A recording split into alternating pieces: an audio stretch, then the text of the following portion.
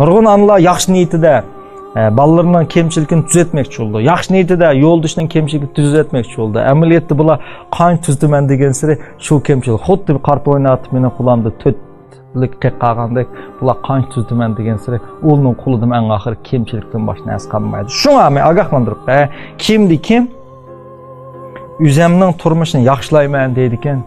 U chuqum o'zining turmushidagi minnatdor bo'lgan nuqtalarni jiqroq tepbasa, minnatdor bo'lgan nuqtalarni bu qandaqdir sizlarga bo'lgan bir tasalli olmasdan bu bir o'zgarish. Turmushimni o'zgartiraman degan odam birinchi bo'lib o'zining turmushdagi minnatdor bo'lgan ortiq nuqtalarni tepib, shu narsalarga o'zining to'liq roziligini, shu narsalarga o'zining to'liq shukr qilganligini ifodalagan kundan boshlab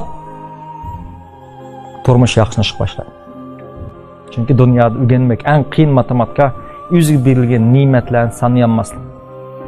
Agar biz kunda ozroq vaqt chiqarib yoki haftada 2-3 qatam ozroq vaqt chiqarib o'zimizning shu rahmat deyish tegishlik nuqtalarni, mayli munosabatda, mayli nikohda, mayli turmushimizda sanab bera olsak, bizning turmushimiz